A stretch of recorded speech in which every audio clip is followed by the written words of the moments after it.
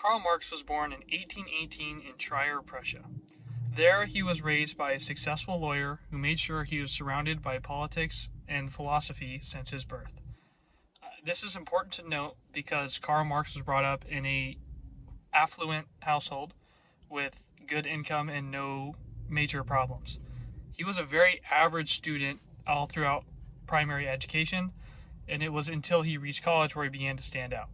His first attempt at college was at the University of Bonn. It had a very rebellious and rambunctious atmosphere that he took part in, and at the advice of his father, he ended up studying law at a more serious school, the University of Berlin.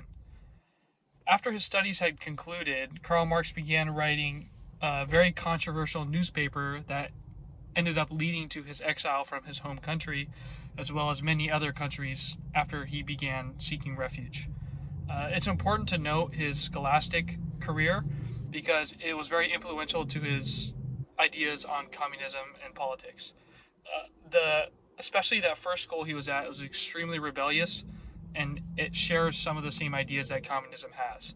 Also, at that second school he attended, he really disliked a professor that he had that had more capitalistic ideals. So it's very possible that he rebelled against that, and he ended up befriending a professor that helped him develop the originating ideas of communism.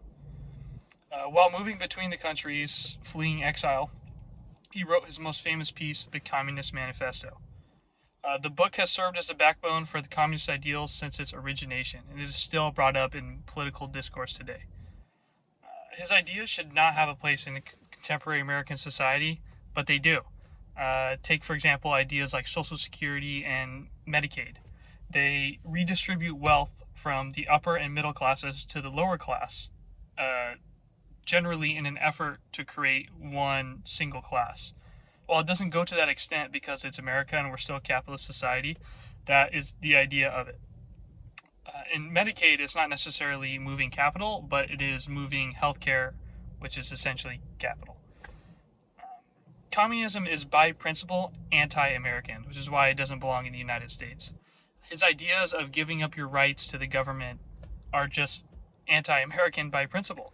And his idea of a single class goes against the American dream. There has been a resurgence of communism in worldwide politics and in the United States, especially with the youngest generation.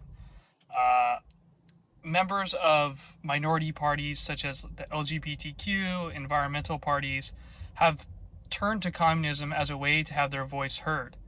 And unfortunately, what comes with communism and Karl Marx's ideas is rebellion. And it is likely that we will see some sort of communist rebellion in the next 50 to 100 years, just like it did with Vladimir Lenin. And hopefully his ideas of communism never find his way into an American government because they have not worked in the past, and I don't believe that they ever will.